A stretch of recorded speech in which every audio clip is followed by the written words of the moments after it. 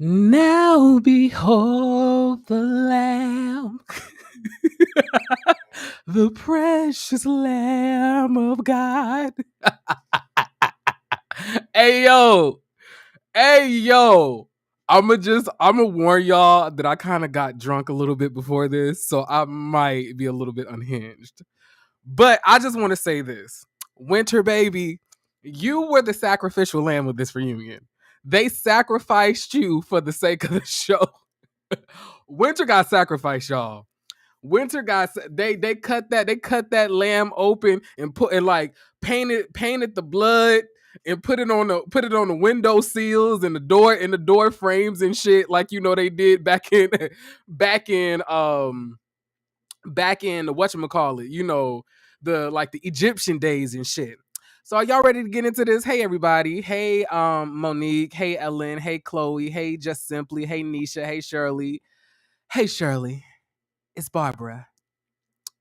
You might come out of a bag on me today. And that's fine. I got off the phone today with Richard, our man. And he told me that he went to the Love and Marriage DC reunion. And he says it was a couple of two bitch ass niggas there. And he's friends with them. So at this point, I think I'm gonna cut Richard off, and you can have him, Shirley. The dick wasn't good anyway. Chloe, I'm gonna drop the link after I run through this review. So, child, I just want to reiterate to y'all, I am going to be unbiased as possible. I'm going to try to be as fair as possible. I'm going to try to be as objective as possible. Shall we get started? So the episode gets started off, and this is the reunion, y'all, in case y'all didn't know. So the reunion gets started off with Carlos going to all of the different couples, basically getting a glimpse of what they thought about the season and such, right? So immediately you already know how much of a fake ass bitch Monique is. So Monique already is starting to throw Winter under the bus. And she's up there like, I haven't talked to Winter in forever. And then I called her the other day because it's always me reaching out to her. And the only time she ever talks to me is about contracts and everything else like that. And I'm up here like, what?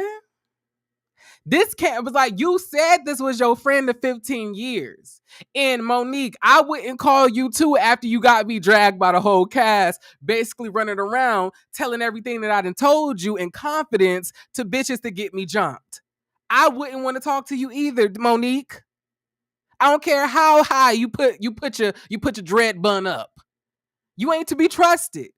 And now you want to sit here act like you don't know this lady. Like if I don't know this hoe no more was a person, it would be Monique. Monique brought this girl on as her friend of 15 years. And by the time we get to the reunion, she don't even know this girl no more. She barely even spoke to her. And Monique had the nerve to tell us, you can know somebody for 15 years. You can know somebody for 15 to 16 years and be real close with them, but not them be your friend. And I was like, what the fuck is that? Is that some type of eternal super acquaintanceship? Like what the fuck is that? And at this point, I was like, obviously, Winter, I hope you got your battle gear ready because sis, they coming for you. They about to drag you down. I hope you got the rest. I hope you got the rest of your head covered, covering the scalp, because they're getting ready to snatch every single edge you have off. And the last thing you want them to do is tug at your scalp because the only thing that's lying underneath that is straight up bone and blood. So get the wigs ready because they ready to tug at your wigs today, Winter. All right, y'all. Y'all ready to get into this? So first, let's get into the outfits. Now, everybody looked good. I will say that. Everybody looked good. Monique looks amazing. And that's exactly where my compliments for her are going to stop tonight. So Monique looks amazing, y'all. Winter, I'll wait to talk about her outfit. But Monique looks amazing. Chris is dressed like a big ass penguin. I was like, Chris, where are you going? Are you going to the new premiere of a new movie? He was dressed like one of them Russian penguin dolls that you open one up and it's a whole nother penguin underneath it. You keep on opening it up and opening it up and opening it up, and it's like a little doll that keeps on going as you keep on pulling the shells back. I was like, what does he have on? Chris always misses the ball. And then, the next person who we have next on the stage is going to be Ashley and DJ Quicksilver. Ashley is looking good. One thing Ashley gonna do is look good. The hair gonna be given, the face is gonna be given, the body's gonna be given, and she was just giving. The next person who we see is DJ Quicksilver. DJ Quicksilver just looks okay. It's just something about DJ Quicksilver. I don't like the way that he's built. It's almost kind of like DJ Quicksilver is built like a midget. Am I allowed to say that on here? Am I gonna get banned for that? But he looked like a midget to me. He's built like one of those short people where they real thick in the thigh area because everything is just so compact, like a compact vehicle. The little itty bitty places that they allow the little bitty itty bitty cars to park in the parking garage. That's what DJ Quicksilver was giving me. But nonetheless, he was matching his wife. So I guess, it's okay. And then the next one that we see, hey Esther, hey Just Simply, hey Lisa, hey Linda, hey Nisha. And then the next person that we see is Arena. Arena, in my opinion, I feel like Arena was best dressed. I don't know about y'all. I really do think it was really hard for me to pick out which one of them I felt was dressed the best. It was between, I couldn't really figure it out between Ashley and Monique because Monique really did. I feel like this is the best Monique has dressed at all. Like, I don't think that Monique looked terrible on her, already Real Housewives of Potomac, reunions. But like this outfit and the I don't know what it is, but Monique is just looking good. But Arena's dress, to me, it was so regal. It was so expensive looking. I loved it. I was like, yes, this is giving me everything that I need. Everything that I need. And then go to the right, and then there go Jamie looking like a motherfucking bouquet. Like it looked like you ready to throw that nigga to the bridesmaids after the wedding is over. Look, y'all, I'm gonna jump ship. I ain't gonna hold you. I'm jumping ship. I can't fuck with a nigga like Jamie. I can't support it. I can't justify it. I can't, simplify it. I can't, magnify it. I just can't. Like, he's a fuck nigga. I don't like him. He's rubbed me the wrong way for far too many weeks, and I kept on trying to give him chance after chance after chance after chance. But baby, after this reunion, it's a wrap. And DJ Quicksilver, I got a couple choice words for your ass. But we'll move on to this later. Okay. So let's get into this. So we start this off with Monique and Chris's marriage woes. So basically, Carlos basically asked Monique, does she have any regrets? Monique says, no, I don't have any regrets. I do know that I could have spoke to my husband a different way and spoke to him better and communicated myself better. But do I feel like I was being disrespectful? No. I don't feel that way. Well, if you feel like that your tone was wrong and you felt that your delivery was fucked up, then maybe you were coming across disrespectful, Monique. Maybe that is the case. Maybe you were being disrespectful. You don't just it's not about what you say necessarily, it's about how you say it. Like, I can tell, like, for example, if my spouse asks me, well, hey, how do I look in this outfit? I could say, you look like a piece of shit. Like, take that ugly shit the fuck off, bitch. And then I could say, you know what? That outfit doesn't really suit you. We could find you something else better, babe. Now, because I told him the same thing in both of those different, contexts, does that take away from the fact that one of them is disrespectful and the other one is not? Because I was like basically telling how I felt and giving him my truth. One of those could still be viewed as disrespectful. So I don't fucking understand what the fuck Monique is talking about. And I noticed this in this review. Not this review, but this reunion, that it seems to me that Monique was getting edited really well by the cast. And I was like, not the cast, but the producers. I was like, why are we sitting here trying to say Monique is doing Monique is not doing anything wrong, and then it's all Chris. So Monique just does not take any accountability for her actions. Then here come Chris. Being self-deprecating. Obviously, like Monique held Chris at gunpoint backstage and said, "You better say every motherfucking thing I told you."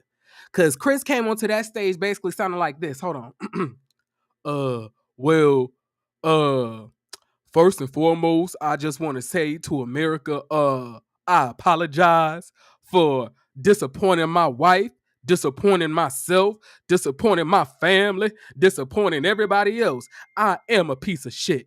I really don't know I don't know my ass from my head, and I really do plan on getting better for the next season. I definitely feel that it was all my fault. It was all my fault. everything was all my fault. Like, and then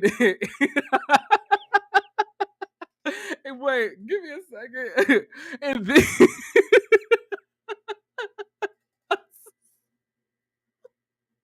I got myself weak.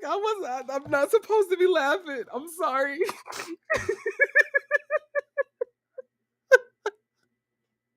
I'm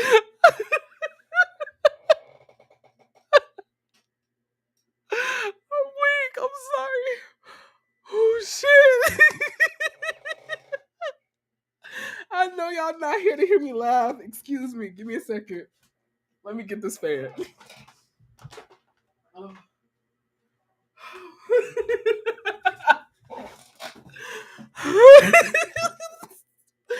Baby, Chris took all the blame. Chris took all responsibility. I'm down on bended knee. I was like this. Chris was like, and then Carlos asked him, y'all. Carlos says, "So Monique, how do you feel about America saying that this was all a plot that you had to basically divorce Chris, make him look like a bad guy so you can escape out of this pitiful marriage?" And Monique is like, "What? Who said that? Oh, what? Me doing that? What?" And then here come Chris. "What? That's crazy. Absolutely not."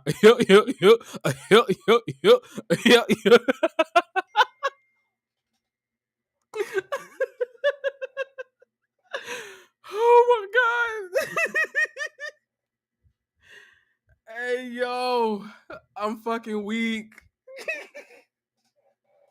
All right, let me continue on. So basically, Chris blames himself for everything. Chris up there like, you know, you like, wait, before I get into this. So then Carlos says, like, "Chris, so do you feel that because, you were providing and not, coming home and, not cheating on her, helping her with the kids occasionally, being her support system, basically giving her anything that she needs. Do you feel that that kind of made you feel that you got too comfortable, that you didn't need to give her more?" I'm gonna be like, what the fuck else can he give her? It's like, what do y'all want Chris to give? What else can Chris give this lady? Huh? What can Chris give her? Because Chris has given her everything. Chris has tried to open up, be hella spiritual. Y'all remember when the Terry lady came and Monique and like Chris was up there saying, Quick, I really do feel that your daddy looking down on you and he's smiling right now. I can feel it through the imperial portal connected to my third eye. Was that right, Monique? Did I say it right? Huh? Like, it was definitely giving that. Like, and I was like, what else can Chris give this lady? But apparently it's all Chris's fault. It says his name. Says what he says, right? So like Chris is basically laughing it off, like shrugging it off. And then he's up there like, "But I guarantee you, this one, like, she ain't gonna have none of these complaints next season." I was like, you better hope y'all motherfuckers get in next season fucking around with Monique. Okay? Because I don't see it in the cards for y'all. Like, I don't see a second season coming, but that's just me. I definitely could be wrong, but is if we gonna sit here and have to, tiptoe around Monique, you can throw the whole second season away. I don't want to hear it. Okay. Also, y'all, please like, share, and subscribe to the channel. Please, feel comfortable and everything else. This is gonna be a real fun reunion review. Trust me. I'm going to have a lot of fun in this. So the next people that we go to, y'all, is gonna be DJ Quicksilver and Ashley. So the first thing that we ask is basically like, well, Chris, first and foremost, can I just pause and say this? Carlos, I want to say this directly to you. I don't know if you are doing this purposefully or if you're pushing your boundaries as a executive producer and the creator of the show, but you really got to stop trying to flirt with straight men. Like, you really got to stop that shit. Like, it's not fucking cool. Like, you're really gonna like, this is not Martell. You gonna fuck around in DC and get your ass whooped because he kept on trying to sneak these flirty innuendos towards the men in the conversation, and I was like, you really need to stop. Like, these men are not down with that shit. Like, you really need to back that shit the fuck up. Like, they don't want you calling them sexy, you calling them attractive, you calling them handsome. And I was like, why do you have to do that? Like, a female person doing a reunion wouldn't be able to do that to the husbands. Oh, y'all fine husbands, I don't blame y'all for getting so worked up over y'all men's, they so fine. I was like, Chris, I'm like, Carlos, you really need to stop that shit. You gonna fuck around and get your ass whooped. Because to me, they was not feeling that shit. Now, Martell is different. Martell, for some reason, he be like, a hee, a hoo hoo hoo, whenever you start flirting with him. But these niggas look like they was ready to really whoop your ass. Like, you can do that shit down in Huntsville all you want. Do that shit in DC, get your ass fucked up if you want to. I'm just saying, have respect towards people's sexuality and their boundaries. You could find somebody attractive, but keep that shit to yourself, or at least say it when they not around. Cause they were not into that shit. And the fact DJ Quicksilver said, "Don't touch me." I don't know if they edited, Carlos getting up and trying to touch him or something like that. But and then he was like, don't give it to me. Don't blame it on me. Blame it on Winter. I was like, Winter ain't got nothing to do with you up here trying to, feel on the men. I was like, you really need to watch yourself. The last thing you want is a case against you, Carlos, because you get way too comfortable. I don't like that. Respect niggas' boundaries. But anyway, let me move on. I'm sorry. I did not mean to go on a tangent like that. All right, so the first thing that we go into is basically saying that, an issue that was brought up in the marriage between DJ Quicksilver and Ashley was, him not showing emotion. And he was up there like, me not showing emotion, it's really it's always been a detriment to my marriage, and Ashley's really helped me with that. Ashley, allowed me to cry on her shoulder, allowed me to suck her titty till I fell asleep, cradled me in her arms until I fell asleep with my pacifier. Like, I was up there like, is this your mama or is this your wife? I was like, ooh, child, I could not imagine having to raise a man. You can't raise a man. He's already grown. What are you gonna do? You wonder why he acts like a boy. Cause he wasn't raised right before you. That's all I could hear when I was like, wow, Ashley, you really spent your whole 20s raising this bitch. I mean, he ain't a bitch, but I'm saying, like, but it was like, I was just not impressed. I was like, I'm happy that their marriage is good now, but I was like, I would hate to have to wait 10 to 15 years to finally come into who I am, because I'm sitting here raising my husband while simultaneously fucking him. And I already told y'all before that that's very odd. Like basically Ashley running around the house taking care of her kids and DJ Quicksilver. She was like, DJ Quicksilver, did you change your pamper today, baby? Come on, DJ Quicksilver, let's go to the bathroom and let's go poopy. Okay. Do you have a diaper rash, baby? Okay. Like, it was given very much that, and I was not impressed. I wasn't. But, DJ Quicksilver basically gives Ashley, her props, basically said that Ashley really helped him become the man who he is today, which I already told y'all that anyway. I was able to see that Ashley was probably the sole reason why, DJ Quicksilver has made it where he is today, as far as like, being able to communicate the way that he does, being able to travel the way that he does, being able to grow out his business in the way that he does, basically like believing in himself. I believe that Ashley is the source of all of that. And you could just tell Ashley is his ride or die. He lucked up on Ashley. Ashley is the epitome of a bad bitch. I'm sorry to inform y'all of this. Ashley is that bitch to me. I'm sorry. And my stand still goes. Now, she did irritate me on the finale episode a little bit, but she rebounded me this episode, and I was like, I'm living for it. But let's move on, shall we? All right, so then, for some reason, Carlos feels the need to ask the same question that, was asked on the finale. Would Ashley marry DJ Quicksilver all over again? She says no, that she will wait some time before she marries him because she gave up her life. He was able to go do the stuff that he did, and she had to stay home and watch the kids. She had to stay home and, she wasn't able to go to class because who was going to watch her children? And she felt like that was really unfair, and that caused her to fall deeper into a depression. And she's just now getting out of that as she's realizing who she is. And I love the fact that DJ Quicksilver is able to sympathize with his wife and able to understand the sacrifices that she made to bettering not only him but their familiar unit as well. I really like that. I really love the fact that he's not afraid or has too much ego to say, yeah, my wife is the reason. My wife is the air under my wings. I really love that. That was really beautiful to me. But yeah, I noticed that like basically she was his mama, and I was saying that's very odd. I don't know if I like that. I don't know if that's something I would be proud to say, but I guess. But anyway, so DJ Quicksilver tells us a story, right? He says that I don't know if he was on his way to Hawaii or something like that. He basically got off the plane and there was some women who approached him, and he says that they had stopped him. They say, it's like, "Are you DJ Quicksilver?"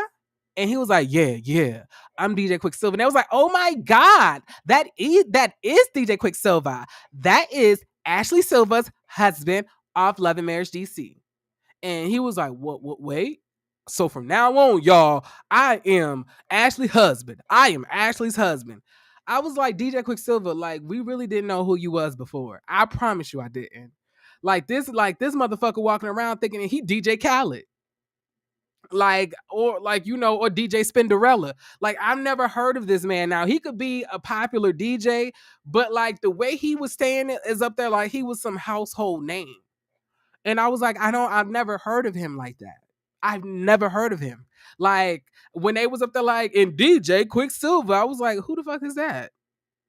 Because everybody kept on saying his name in the show, like that shit ring bells, and it probably do, but those bells are not connected to any door that I'm gonna be behind. So I did not know who the nigga was. That's just me. But let's move on. Anyway, so now we're at Arena and Jamie. And child, this is where I roll my eyes the most. Hold on. First, can I also go back to Monique for a second? So Monique, when she was basically talking about her, like,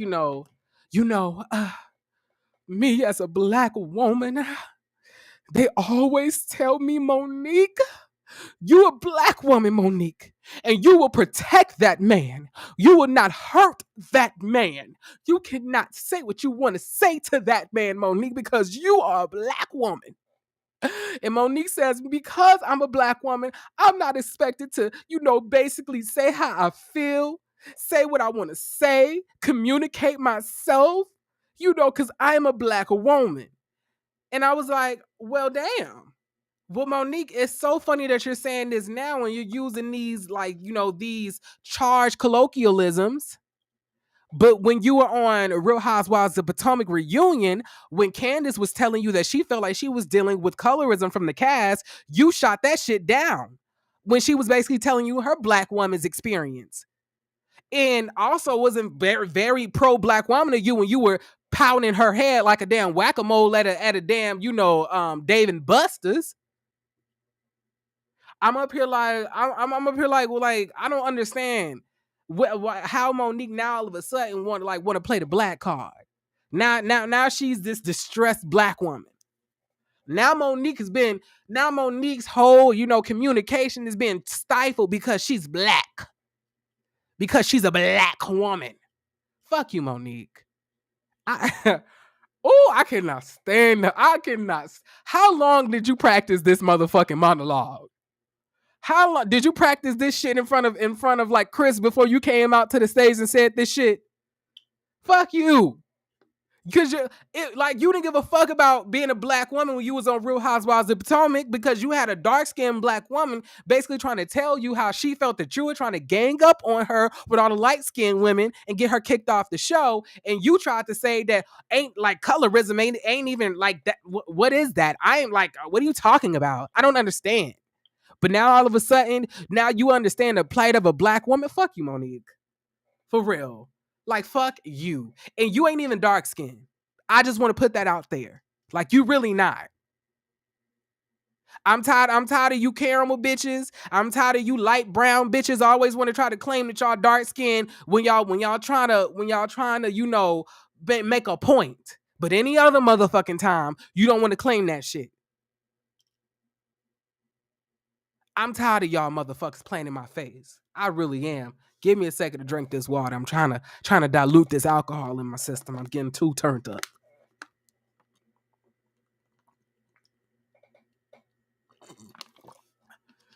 Oh, Jesus. All right. I'm about to go right back in, child. All right. So, the next people that we talk about is Arena and Jamie. This was the most frustrating portion to me, aside from Monique and then, part of Winters. So the first thing that we asked, well, Carlos asked, Arena, he says, what do you feel about, the audience basically saying that,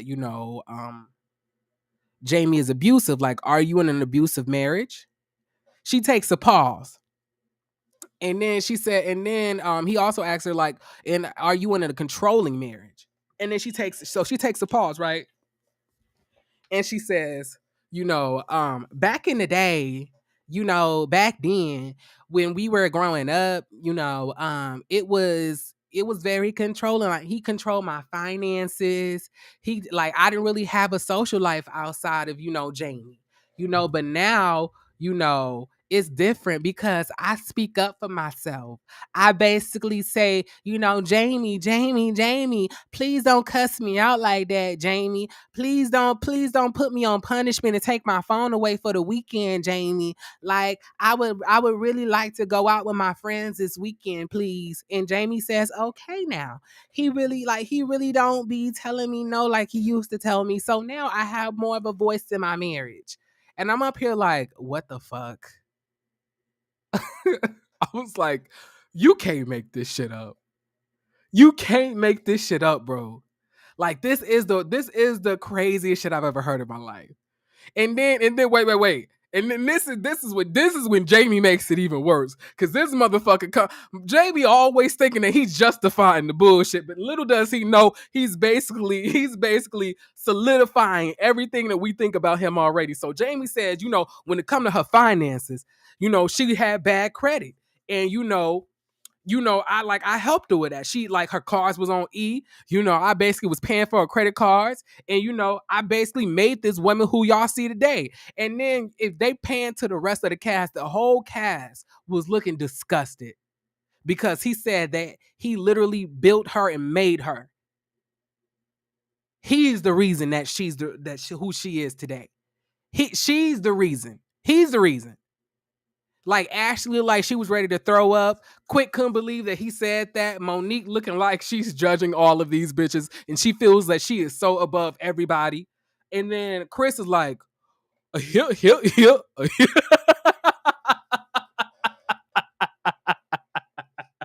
I'm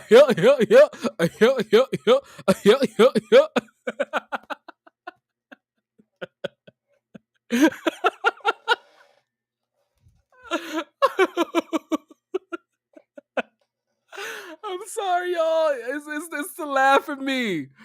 Oh my god. Chris's laugh got me stuck. But anyway, y'all know who Chris Samuels kind of sound like. That nigga sound like Steve Harvey. He low key sound like Steve Harvey to me. He even laughs like Steve Harvey. Hip hip hip hip hip hip. Like I can't with that shit, bro. But like literally, all of us was disgusted. Everybody, Esther said, leave Chris alone.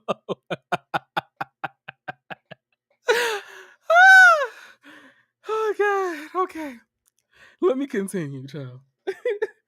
So like in my mind, all I could think was, well, Arena, the reason that he's allowing you to basically have this freedom is because he's not fucking you like that no more. Like he's not really interested in you sexually, and because of that, he's divesting that interest from you like that. So he's going around doing what he wants to do. And now you have the time to do what you want to do because he doesn't want you around as much because he's not fucking you as often, right? Because back then when y'all were younger, y'all was freshly in love. He was probably fucking on you like a rabbit, right? And then he was hell of attracted to you. He didn't want you around anybody else. He only wanted you around him. But now because y'all not fucking like that, because y'all having that quote unquote brother and sister sex. Shout out to Martell Holtz. What you call it? That incest wine. Like, of course he's letting you have your freedom now because you old. You about 50 now. But when you was young, hot and in your 20s, of course he wasn't gonna let you around anybody else. Cause everybody wanted to fuck on you. Not saying that people don't want to fuck on you now. I mean, you probably can find other people that want to fuck on you, but I'm just saying that you not as supple as you were back then. You're a little bit older. Things done dried up. You might be going through menopause. We don't know. So it's a little bit different, but I don't think that it's almost, I don't know. Maybe Arena is not as sharp as you may think her to be.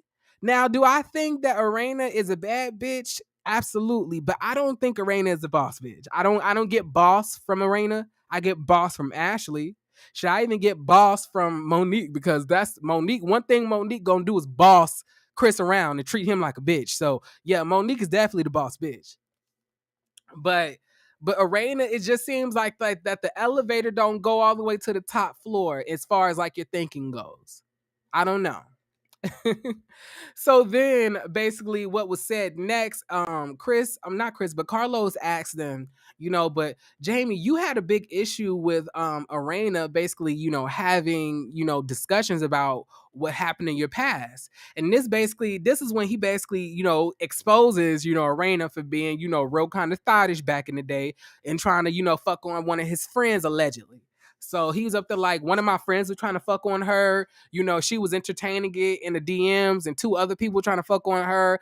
And then she says, and he was up there like, that shit almost made me go to jail. I was like, it didn't make you go to jail because you was about to beat the brakes off of the men, or was you going to beat the brakes off of her? Which one, Jamie? Why was you going to go to jail? Was you going to have your Ike Turner moment? Huh? But why was you about to go to jail? But anyway, Arena says, but let's not act like that's just the start of that. You was not coming home. You was like, you would be leaving all day. I wouldn't hear from you until maybe like 4 or 5 o'clock in the morning. And, I was getting lonely. I felt neglected. And you want to know why you felt neglected? Because he was probably going to fucking other bitches. Because let me tell you something. Ain't no motherfucking way I'm going to be dating or being married to somebody and not contact them for about 23 motherfucking hours. Ain't no motherfucking way. Absolutely not. That's outside of the question. That's completely ridiculous. Ain't no excuse. Ain't no, so you telling me all the way up until 4 to fucking 5 a.m. you couldn't answer your fucking phone? You didn't see me texting you? You didn't see me calling you? Jamie, like, cut the bullshit. Like, you were probably cheating, and then you got your fucking feelings hurt that your wife is probably cheating on you as well. And the thing is, what I don't like about men, like, let me say this. Let me scoot up and say this. Why do you motherfuckers feel that y'all have the ability to fall in line to what your fleshly desires want? So you can be weak, you could be easily influenced by your dick, you could be easily influenced by desire and temptations, but then you want to say that you're smart enough and you're the smartest one and you can lead the household. But the woman who's supposedly the emotional one, who's supposed to be the one who's, more prone to have, emotional movements rather than logical thinking, she's the one who's supposed to, overcome her fleshly desires, overcome that her body wants to probably fuck another nigga as well. And then they have to hold themselves accountable, but no, they're not smart enough. They're not good enough to lead the household. You are, apparently, even though that you can't keep your dick in the household. I don't understand why you niggas think that way. Because if you can't even make conscious decisions with your body, why the fuck would I ever think that you can make conscious decisions about the household, including 4 other fucking bodies? Not to mention that, Jamie, but let's also talk about the fact that you always blame your motherfucking upbringing on the way that you, like, basically cuss the fuck out of your wife. And demean people and talk down to people and cuss everybody out and call everybody else wrong because you were raised a certain way. I'm so sick and tired of you older motherfuckers always want to sit here and blame y'all motherfucking actions on the way that y'all was raised. Fuck that. If you, like, the same way you wanna act like you know what's best for every fucking body else, how about you do what's best for you and get some motherfucking therapy and get the fuck out of it. Get out of this traumatic motherfucking cycle and don't try to put me in this shit. Like, I don't understand why people feel that, like, them blaming their upbringing and their childhood as a way of justifying their fucked up actions. I don't like that shit. Because everybody has a choice on who they decide to be. We can always be something better. We can always do something better. Literally. But you're choosing not to. You're being lazy. You don't want to change. Don't fucking blame that shit on your childhood. Blame it on you being in your motherfucking feelings and you not wanting to change. You feeling that you're always right and you like the fact that you can take out your frustrations on people. That, like, let's be real about it, Jamie. Stop fucking blaming that shit on your upbringing. Because I was raised by motherfucking niggas who was Bloods and Crips. I'm not out here gangbanging. My family was not emotionally intelligent, but I'm not out here, demeaning people. I'm not out here, blaming everybody else for my actions. I try to be better every day. I've taken steps. I'm in therapy. I'm trying to make a point to change and better myself. I'm not resting in mediocrity. See, you want to rest in mediocrity, but hold everybody else to a certain standard. See, the thing that you fail to realize is that you're not as up there as you think you are, Jamie. You're hurt, and it's obvious to see that. You're traumatized, and it's obvious to see that. You have PTSD, and it's obvious to see that. You're in no fucking place to sit here and try to minister what the fuck you think is right to every fucking body. Ooh, Jesus. Jamie. Like, talk about a disappointment. Child, let me fan myself. I'm hot. Ooh, this alcohol got me heated. Child, Jamie. I really liked you. I really did. I really saw it for you. I really did, Jamie. And then so they basically ask about what had happened in front of the nightclub, right? So then Jamie says, I didn't even cuss her out in front of nobody. Like, and Raina was like, yes, the fuck you did. Like, you literally cussed me out, and your business manager was right next to you. And he was like, but there wasn't nobody on no upstairs and stuff. And she was like, yes, there was. There was people on the patio. What are you talking about? Like, literally, he was getting exposed for lying, for trying to twist and turn a story to make himself seem like he's so above it all. And then, DJ Quicksilver tries to jump in. He was like, hey, Jamie, now I don't want to say that you wrong, but you was wrong. And I would never try to justify my wife. Try to come at my wife in front of nobody, because whatever happens between my wife is between me and her. And he's up there like, what's wrong with yelling at your wife? I mean, what's wrong with cussing out your wife? I mean, what's wrong with having a disagreement with your wife in front of people? Like, you can, like, he can't even help the Freudian slips. He was like, what's wrong with beating the hell out of yo? What's wrong with fucking up yo? What's wrong with cussing the hell out of yo? What's wrong with picking up a stick and beating the hell out of yo? Like, but he had to save it and say, what's wrong with having a disagreement in front of people? Ooh, Jamie. Ugh. Barf. Barf. Yuck. Yuck. Boo. Tomatoes. Throwing bitches and motherfucking tomatoes at you niggas' heads. Tomatoes. Fuck out of here. Oh my gosh, y'all. I could not stand Jamie. And then, like, what makes him so more detestable is like the way that he acts on social media. I had to unfollow this nigga. I had to block him because for some reason the reality TV, like, TV, tag that I have like activated on my Twitter, like always brings his tweets to my attention. And he always talking about these motherfucking fans, these motherfucking bloggers, these motherfucking fans, these motherfucking bloggers, these motherfucking fans, these motherfucking bloggers, these motherfucking fans, these motherfucking bloggers. Like, he's always complaining about us. Meanwhile, Arena is crouched in the corner crying. All you got to do is say the word hurt to Arena, and this bitch is in tears. But you want to cuss us out. At this point, Jamie, your anger is misdirected. It's misdirected at your wife. It's misdirected at us. You need to misdirect that shit at your upbringing. You need to be mad at that, because that's what you're really mad at. You're mad that your daddy pushed and shoved you to the ground and told you to get up for no reason. That's why you're mad. You're mad that your daddy punched you in the chest until you was wheezing, until you was on the ground and say, hey, you good? Get up.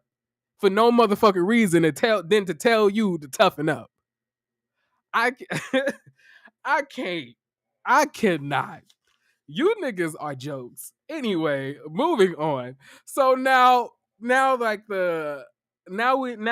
are at the point that I could not wait for, y'all. Baby, Ashley comes out. Ashley comes out. Apparently, Ashley is the show. I mean, not Ashley, but Winter comes out, and apparently Winter is the show.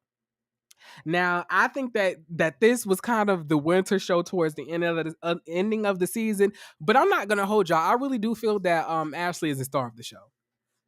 I really do feel that way. But let's talk about it. So the first thing that happens is Winter backtracking on her occupation. So it started out as Winter being a relationship guru, then she not being a relationship guru, then she's a spiritual, spiritual ascending leadership of the celestial realm. I was like, what the fuck is these like made up titles? Like, what the fuck do you be doing, Winter? What does Winter do? I was like, because I'm not understanding these weird ass job titles. Like, I am the current reigning fifth placentia of the celestial realm of leadership. Like, what the fuck? But anyway, so Carlos basically asked, like, so why did you get mad when everybody said that you was a relationship expert when you said that? And I was like, she didn't say that. Monique said that. Monique said that. Monique said that first. Let's be clear. That's one thing I did not like about this segment. I feel like every fucking thing that Monique did was literally blotted out. Like, they even took out scenes of Monique being messy starting this shit and just put it all on Winter. And that's why, Winter, you're the sacrificial lamb. Now behold the lamb, the precious lamb of God. Because Winter, they sacrificed you. But I didn't really know what her occupation was. And she basically ignited this Twitter war between her and Ashley.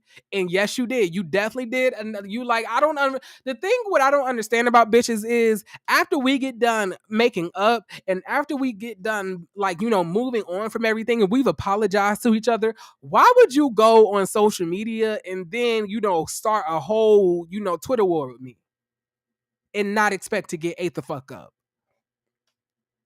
Like, why would you do that? Like, I could not understand for the life of me. I was like, now, Winter, why would you ignite a beef with these women after you already made up with them and you knowing that you coming to the reunion by yourself? Like, Winter obviously may not all it seemed that to me the most intelligent person on the cast is Ashley. Like, is Ashley. I know that Winter said it too, but I'm saying the first person who said that was Monique. And she introduced her as that. And then she brought that up at the dinner. She was like, because Winter is a relationship expert. And then that's when everybody started to question her about it. Even though that she probably wasn't even doing that no more. Winter didn't announce herself like, hey, you guys, my name is Winter Williams. My first baby daddy cheated on me, had 2 motherfucking kids, and basically put me into a mental asylum. And then my second baby daddy scammed me, stole a whole million motherfucking dollars out of the company, and basically finessed me out of pussy time and time with my kids. But I'm a relationship coach, everybody. Like, she did not, introduce herself as a relationship coach. She didn't do that. Like, she literally said, my name is Winter. Monique brought up the relationship coach. And I thought it was quite messy for Monique to bring that up when everybody was already looking at her like she was a dumbass bitch for the whole thing that had happened with her and Kevin. Like, you want to bring up that this girl is a relationship coach when everybody's looking at her fucking crazy for marrying a scammer when she didn't even go to this man's house. Like, Monique knew what she was doing. I cannot stand Monique. Ugh, yuck. Blech. I can't even go in on Monique like I want to because they didn't even put enough focus on her, and I'm not about to give Monique the attention that she doesn't deserve. Anyway, so Winter basically started this Twitter beef. Like, yeah, Monique definitely backed all the way up from the friendship with Winter. She was like, I don't know this bitch. I don't know who that hell is. The only thing I know about Winter is that her name is Winter. Did you even see when they introduced Winter and when they showed the flashback of the footage, they edited out when Monique said that's been her friend of 15 years, 15 to 16 years. Y'all saw that? They didn't put that in there. They just said, Winter is one of my friends. But they didn't put like the whole 15 to 16 year thing in there. I was like, these motherfucking producers, child, obviously they don't want the show to get a second season because if they're going to continue to do this type of shit, what's the fucking point of even watching it? If everybody got to walk around on eggshells around Monique, then I don't want to watch this show because Monique is definitely not no boss bitch like that. And Carlos King, I'm going to need you to stop trying to... Monique and Chris are not anybody's reality royalty. I'm going to need you to fucking stop saying that shit. They know they're nobody's royalty anything. If anything, those two are peasants. Reality peasants. The fuck? No, she don't claim her no more, Queen E. She ain't claiming her no more. All right, y'all. So let me get down to these last few parts. So Ashley brings out the cards, aggressive Ashley. I thought it was kind of whack, but it is what it is. I thought I just thought it was a little bit corny. I just felt like it was a little bit already done. It was a little bit corny and it kind of looked like it fizzled out, because Winter came in with her prop. It would have been cool if Ashley came in and just said, y'all, I got my props ready, y'all. But it just seemed that she brought a prop after Winter brought a prop. And it was just kind of like, just fell a little bit flat. But she basically pointed out the fact that Winter basically ignited this beef, was lying and was speaking, out of both sides of her neck. And I was like, Winter, now you definitely was lying. You definitely said that she was a mean girl. You said that she needs to know her facts. And her point is that she did know the facts, that you did say that you was a relationship expert. You did say, you did say these things. So how is she not knowing her facts? And then, Winter was up to like, it's all about delivery. It's all about delivery. It's all about delivery. I was like, that don't mean shit. The point is, you said that this girl was lying and didn't know the facts, and you called her a mean girl, and you said that she was assuming things, but you definitely said that you were a relationship expert. So why are you lying, child? Winter is going down in flames. This reunion, like, it's sad. Like, Winter, you really could have done this reunion way better if you had it prepared. It's almost like Winter didn't even prepare for this shit. It's almost like she just came in and just winged this shit. Because she was tripping on a word, she was forgetting shit that she said. She wasn't explaining things. She wasn't validating her points correctly. And I was like, I'm not understanding here. Like, what's going on? Right? I couldn't get jiggy with Winter. I could not. Like, and it brought me back into the mind frame of why I did not like her. And I was like, well, Winter, you definitely ignited all of this shit. You definitely did. Now, Monique definitely had a part in this, but you should know you should never trust that bitch anyway. Monique is not to be trusted towards anybody. Give me 1 second, y'all. So I want to thank you Ashley Arbery for the super chat. I appreciate it, and I love y'all too. But anyway, back to what I was saying, y'all. So what happens next is like, child. Whew, oh my goodness gracious. We talk about the whole DJ Fun Size thing. And y'all, I'm so fucking tired of talking about these fucking whack ass like nicknames. It's not that deep. Like, it's really not. And Monique definitely put 20 on 10s. Like, she did not call that man a red light special. She really said Mr. Falling Asleep at a stoplight. That's what she said. But still, nobody is calling Monique out for literally gaslighting and like, magnifying and instigating the shit. Like, I don't understand that shit. Like, I don't understand why nobody called that out. I was like, you didn't even say Mr. Red Light Special. I was like, do you not remember what you said? I was like, this is ridiculous.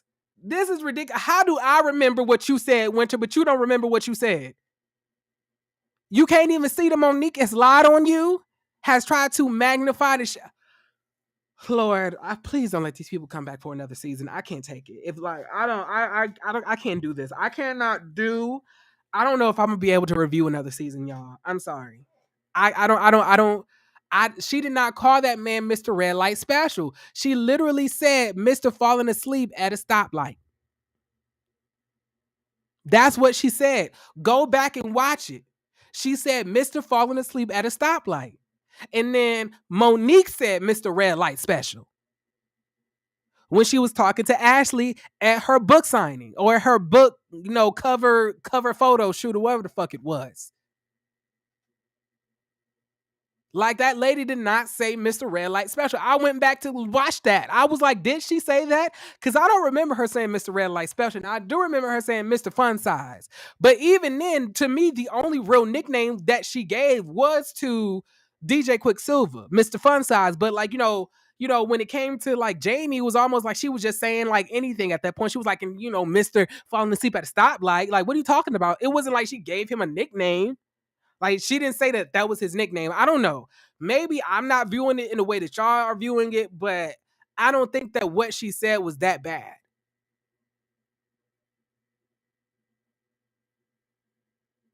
But anyway, y'all. So Ashley is acting like she is so offended. I'm up here like, Ashley, you are not that offended by this. She just called your man Fun Size. Your nigga is Fun Size. He's sitting next to you and his feet isn't even touching the floor. I was like, this nigga legs is dangling. I was like, Ashley, it's okay. Your man is fun sized. He is fun sized. It's all right, sis. It's okay. Who child? And then this is when things took an abrupt left. This is when it all went to shit, y'all. This is when I'm gonna have to. I would never had a thought I was gonna have to eat DJ Quicksilver up. Oh, child. Okay, let's get into it, child. I really thought it was gonna be Jamie, but it's you. So then Carlos asks Winter, so why did you say that you had all of these accusations against, DJ Quicksilver and Jamie? Like, why did you say, like, you made it seem like you had all of this evidence? And then, she said, let's be clear. I did not say that their men were cheating. I just said I heard rumors. And then I felt like Carlos King was also doing shit that Monique does. He was making it sound worse than what actually she said. Like, she did not say, like, oh, it's like, I know so much about their husbands. Like, I know that their husbands are cheating. That's not what she said. That's not what she said. And it would have been like, I don't understand why Winter was not defending herself properly. Was this bitch tongue tied? Was she drunk? Did she have amnesia? I was like, Winter, like, you taking a lot of brunt for shit that you really didn't even say. And then, like, like Carlos King is up to, like, and you was saying that you had text messages and you were saying that you had screenshots. And I was like, when the fuck did she say any of this? When was this going on? I don't remember this. Like, I don't understand this. And then he says, like, so do you have proof or do you know something about Ashley and Arena's husbands that they don't know? And it was a long pause, y'all. And then Winter, you fucked up. Now look, I don't like when, like, don't you the correct answer would have been no, because that would have validated what you said earlier when you said that I only said I've heard rumors, but I don't know anything else outside of that. You made it seem that you do have some serious allegations against these people's husbands, and then when they press you about it, after you said yes, you do know these unknown things that they don't know, when everybody's pressing you about it, now you talk about I'm not going to bring that up. But you already brought it up because now you said that there are things that you don't know about their husbands. So what the fuck are you talking about? Like what are you talking about? You literally just said that you know stuff, so then say it. But like, or at least say where you got it from. Say what you got it from. And then Ashley completely flips the fuck out. Ashley basically says that you heard this shit from this man that you're fucking. You've been dating him for the last 5 to 6 months, and you've been fucking on him, although you're a minister and you're a hypocrite. And then, Winter denies all of that. I was like, I know you fucking somebody, Winter. You ain't fooling me. I was like, the way that these wigs and this glow that you got about you, I was like, you look like you a whole new bitch. It ain't the half bald headed bitch that we met the first half of the season, and it's not. You're glowing, so you're fucking somebody. Or you might just be getting fucked by the Holy Spirit. Hold on, let me not say that. That's completely. Hold on, that's the liquor talking. Excuse me, I don't want to play like that. You might, like, but I think she getting fucked by somebody. I'll just say that. It's either that or it's the Holy Spirit. But you've been claiming that you've been saved this whole time. So the glow from the Holy Spirit is what you had when you came on the show, right? So there's got to be an extra glow. Either you're pregnant or you're talking to somebody, because you're looking way better than you was before. And I think it's more so than the hair. She has a whole brighter energy, a whole happier energy. This isn't the dark, maniacal, messy, petty person that was in the first half of the season that I didn't like. This new Winter is kind of different. But listen, I don't agree with that shit. Like, don't be saying that you know something about somebody's husband that they don't know. Number one, if it's just rumors, then how you know that they don't know about these rumors? And from what you said, Winter, you got the fact that there were rumors from them because they said that, like, they had heard rumors. So I'm so confused as to what now do you know? And why won't you expose it? Why won't you expose who told you? Don't even if you're not gonna do that, then just say I don't know anything that they don't know. That would have literally avoided all of this stuff. And immediately when she says yes, DJ Quicksilver gets activated and Ashley keeps on trying to shut him up. And I was like, DJ Quicksilver, you need to calm the fuck down. You was a little bit too turned up for me. I don't know if you snorted a bump of coke in the bathroom in the backstage, allegedly. He was giving me coke head. Like, I don't know, like, DJ Quicksilver was a little bit too turned up for this reunion for me. Throughout the whole thing, he was just very turned up. I don't know if he's like, something tells me that he's a fame hoe. Like, he likes attention. Because it's so funny now, and I'm noticing this as well, that before you couldn't barely be at home. You was gone and out of town every fucking time that she needed you, every single time that she wanted you. Now, anytime that Ashley got an interview, here come DJ Quicksilver in the interview with her. I was like, oh nigga, you ain't got a DJ today. You ain't got 15 gigs today, do you? Huh? You see this bitch got an interview. I bet you gonna make that. Bet you gonna be on camera for that. I see. Nigga ain't so busy now, huh? When you got the attention coming on you. Ashley, that's what you needed all the time. All you needed to do was get on a reality show for your husband and want to be around you again. Because child, let me get a drink of water real quick.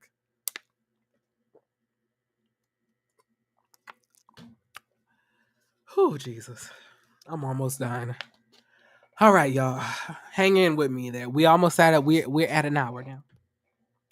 So at this point, DJ Quicksilver is like going off. He's up to like, bitch, fuck you, stupid bitch, bitch. And he's up to like, because he's a little motherfucker. All I heard when DJ Quicksilver was just talking and yelling and trying to go off and be irate and cuss Winter out and then quote unquote claim that he wasn't cussing Winter out. Chris had to stop him and like remind him that, Winter is a lady. You have your wife defending you. He was acting like to me, like he was giving me signs of guilt. Because at this point, no man is going to act like that if they know that they don't have anything to hide. DJ Quicksilver was giving me like, I might have some skeletons in the closet that I want her to know about. He was trying to talk over her. He was trying to pull all the attention. He was trying to like talk over everybody. Bitch.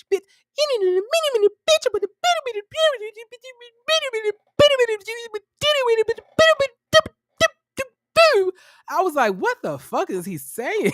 I was like, what's going on? Like, what am I watching?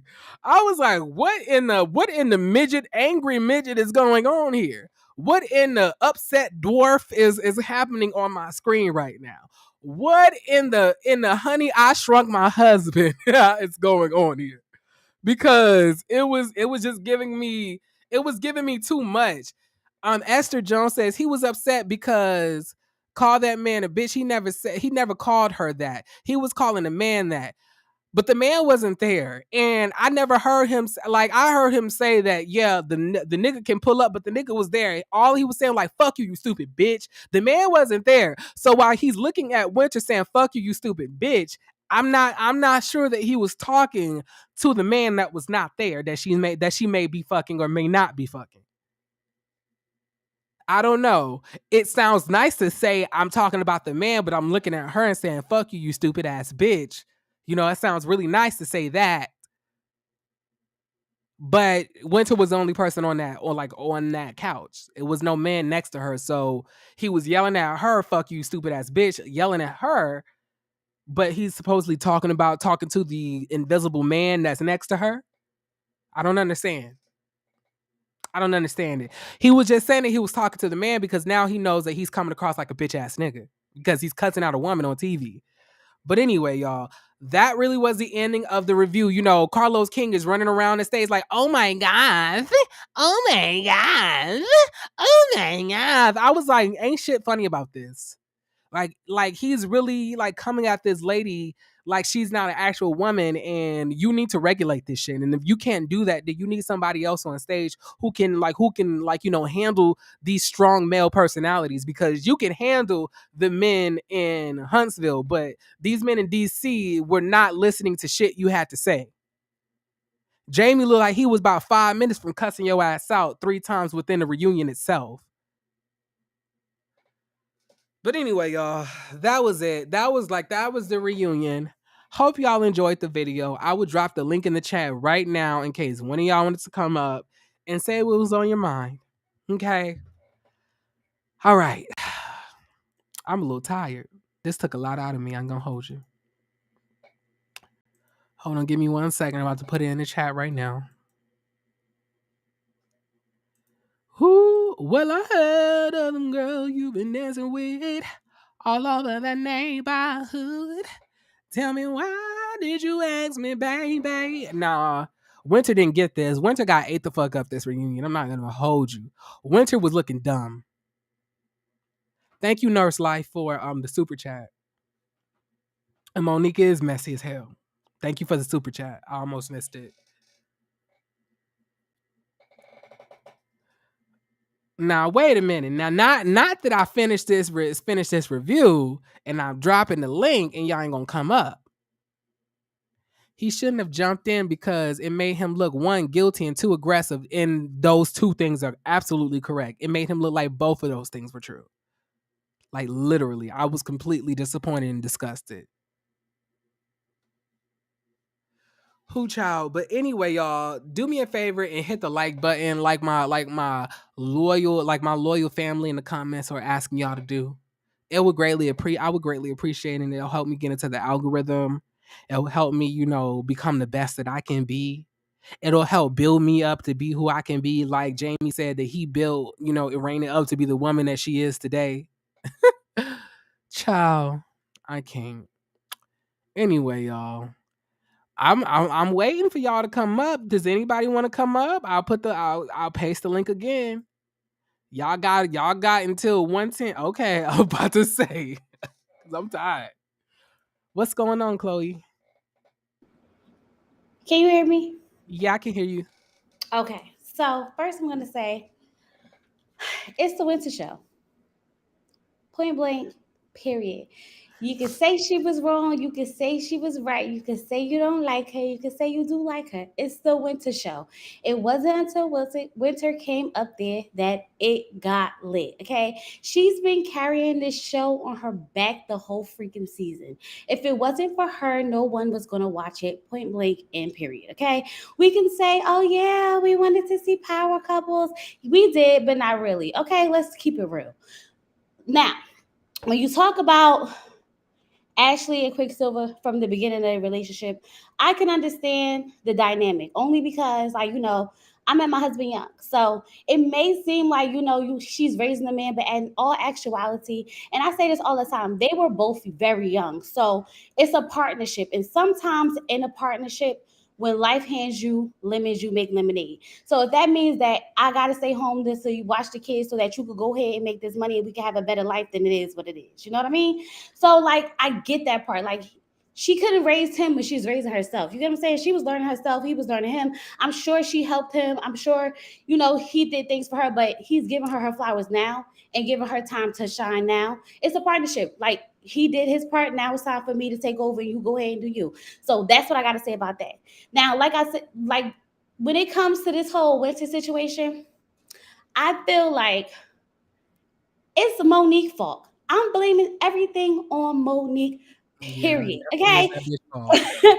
Look, if I'm sitting down with you and I'm having a conversation, Jeremy, and I'm like, yeah, so I was talking to such and such, and I was saying, we was talking about this, that, and the other. And I'm like thinking to myself, like, girl, what's going on with this and what's happening with this? And he's a DJ fun size and blah blah blah blah blah. He's a fun size nigga. And this one fell asleep at the red light special, whatever the case she may have said, whatever. She's saying that to her friend in a conversation as if they are kikiing and ha-ha. Okay, that does not mean that you go back and give my commentary to these people. The conversation always has commentary. Monique is not freaking stupid. She's not dumb. She knew exactly what she did. Winter was talking about them having a conversation, period.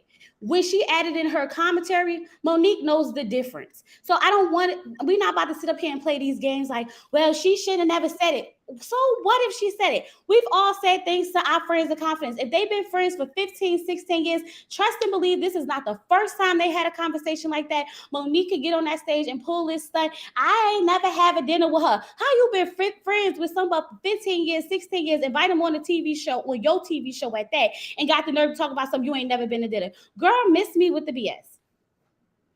It's giving liar. I don't know if you watched this, like the Monique video that I did earlier when she did that interview with Jasmine Brand, but I literally said all of this. Literally. She's a liar. Like She is. she needed these views. Okay. She stirred the pot. She want to say this type of stuff. Did I do that? Yes, you absolutely did. You did, and you did. So stop sitting here and try to play victim. Okay, you look beautiful, Nana. Okay, she look absolutely beautiful. But don't sit here and try to play victim because baby, it's not that. Okay, you sat up here and you talked about you literally picked problems with your husband for TV. Let's not act like you wasn't doing this to be doing this, Monique. What is her real problem with Chris? I'll wait. Will wait. I said that earlier. What's her? She want him to Literally, be. Chloe, Oh, all of these points, I agree. I promise you I do. I'm just sitting here like, what's wrong with her? She's talking about some. Oh, I really wanted him. I want him to be more open. I'm gonna start a show at 6 o'clock in the morning. I want him to help with the kids. Like he's not doing this. Chris sat on that couch and said, "Okay," and she still finds a problem. She wants him to go to Africa and be like, oh my God, the sunset's so beautiful. I want to rub my feet through the sand. I want to feel on the giraffes. Okay. No, if that man don't feel that way when he see that stuff, why are you mad at him for that? Like, what's wrong with her? Like, what does him being in touch with the sand got to do with him being in touch with you? It's because she's reaching for something that's not in him. Like, he's loving you. And then when she pulls that only time a person is available to Black women is when we're vulnerable and crying. No, that's the only time you feel like somebody's available to you when you're vulnerable and crying, which is why you always get up here and start crying. Every chance you get, you're crying for attention, girl. You cry for attention on a reality TV show. You cry for attention with your husband. You cry for attention with your friends. I'm so tired of Monique. Like, girl, sit down and shut up because she's doing way too much. Give your key over to Winter and let this be the Winter show because, baby, she's been carrying it and carrying it. And the one thing about Winter is that it's been authentic. Whether she be lying, whether she be tracking, whether she got scammer husbands or whatever the case may be, it's all authentic. Okay, that is her. Point blank and period. What she over here doing, what Monique doing right now, is foolishness, and we all know that. We know that.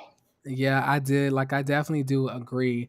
And like, I'm really disgusted when I see Ashley having Monique in her background, like when these photos of her. I'm up like, I was like, is either this is going to be a setup for Monique and they're going to be coming at her next season, or I was like, what's going to happen like next season? Are we just all going to still be mad at Winter and it's all going to be everybody against still like what's going Jeremy, to happen? Winter's a friend of the show, and she carried the show. Like, what you Exactly. saying? I agree. I agree that We she had her carried the show towards the end of the friend. season. When she put out the fan, I said, period. Okay. I'm a friend of the show and I am the show now. What you saying? Because y'all need me. Ashley used her for a storyline. They all wanted to gang up on her for a storyline. Monique wanted to, keep having these conversations. I want them to see the real you. I want them to see the you that I know. Girl, bye. She's sickening. When we was just like over on my channel, we was watching this. Let me tell you something. We was sitting here like, you got to be kidding me. What is really happening right now? Like, what's happening? I just don't understand the dynamic of them because, like, if you really want to be technical now, let's think about this. Why does Ashley have a problem with Winter? From the very beginning of the show, the first episode where Ashley met Winter, she had a problem with Winter, and all Winter did was share her business about her cheating husbands, scamming husbands, and all this other stuff. No. She literally did not say anything to Ashley to rub her wrong. She just was talking about her husband.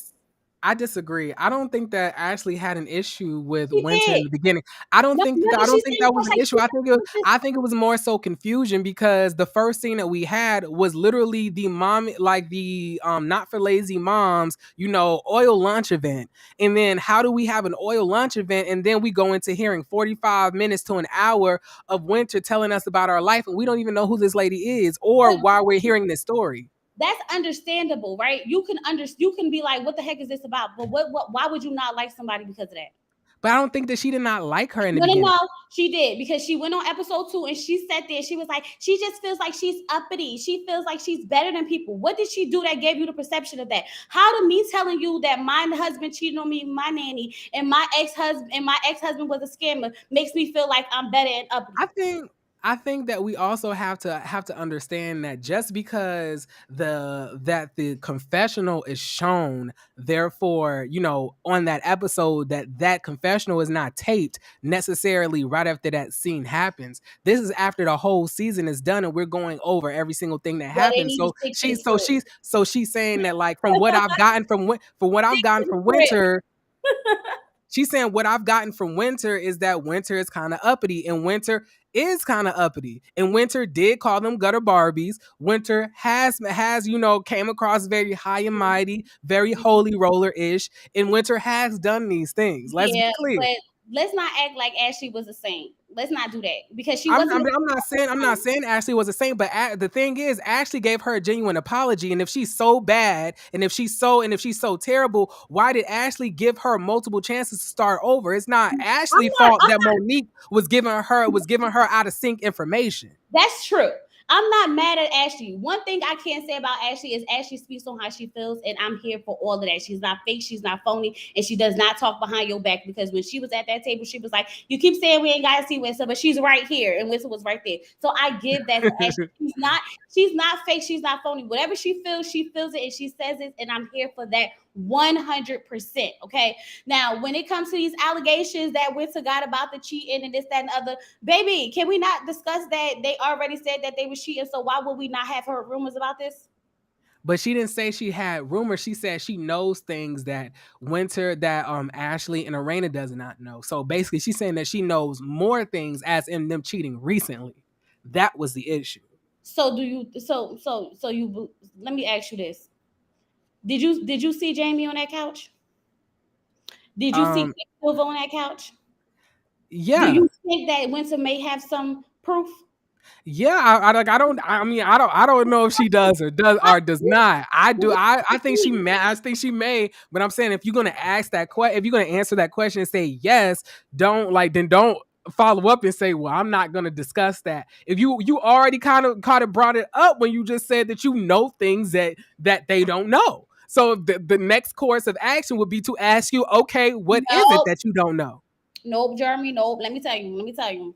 If you ask me, okay, if you ask me a question and I say I heard some stuff and you say what you heard, I'm like, I don't want to be the person to be out here spreading the news because ain't that what they always yelling about? You the one out here spreading the news, right? So I'm not about to spread the news. It ain't gonna be me. Y'all not gonna jump me. They already attacked me enough. I said what I said. It is what it is. It's the rumors. The rumors is the rumors. Point blank and period. Now, what y'all do with it is what y'all do with it. I'm not gonna throw myself up under the bus so y'all could be out there saying, "Well, Winston was the one who went on the But TV show and told the whole world that he was cheating with the girl." Ain't that what be happening? Let's I act like mean, that's not what be I happening.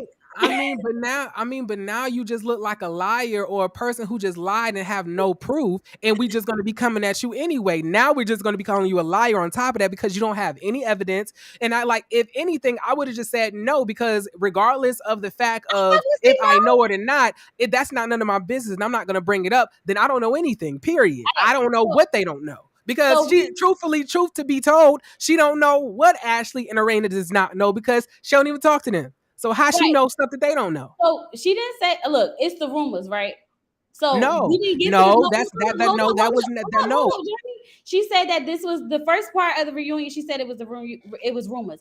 On the preview for the clip of it, she said she got videos, she got tape, she got, whatever she got proof of that. Now we gonna have to get to that part when we get to that part to see if she actually goes out and put the business out there. No, Okay. but In this Chloe, episode, she said that it was rumors that she heard. She never said that it was the truth. It was that. no, But this is that's where not Winter goes and she start backtracking. So I'm not going to say that Winter's perfect. I'm not saying that Chloe. she doesn't backtrack because she does all of that. But what I'm saying Chloe. is, That's go ahead. not that's not how that happened. That's not what Carlos King asked her. What Carlos King had already brought up the rumors, but Carlos King asked her a follow-up question, and then he said, Winter, so is it true that you know things about Ashley and Arena's husband that they may not know? And that you may have info on them that Ashley and Winter may not be privy of. She said, yes, it was not even about rumors. She said that she knows or has information on them that Ashley and Arena don't know. Yeah, And I'm but then saying, that's when they got mad. Like, what are you talking about? What you just said that she was like, I didn't say I know for a fact. I said it was rumors.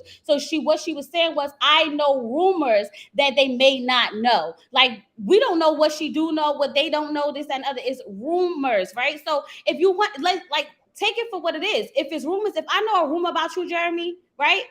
And I go ahead and I put it on the internet, I'm spreading the rumor. Now I could keep that rumor to myself, or I could go ahead and put it out in the world. Now, if I keep it to myself, nobody will ever know. And what you cannot say is that Chloe went out there and put it out there, whether I know it or not. And that's basically what Winter was saying. I know some ish, but I'm not about to be the one spreading the ish. Point blank and period. Now I don't know no, what but these then people do not know, but okay, it's well then rumors. you just okay if you don't want to spread the issue and you don't want to provoke the information, then I would have been like, no, I don't know anything. Period. Nope. Just If you ask me a let those question, dumb hoes find out for themselves. But I'm not gonna be like, oh yeah, I know a lot of information, but I'm not gonna say anything about it. Tee like no, that like would be that's me. fucking whack. I'm sorry, but that would be me, because what I'm not gonna do is act like I don't know nothing. If you say, Chloe, did you hear about Tristan Thompson cheating on Chloe Kardashian? And I say, yeah, I heard about it. And you be like, so what you heard? I'm like, nope, I'm not in it, but I heard some stuff, and I'm gonna leave it at that. That's all Now it is.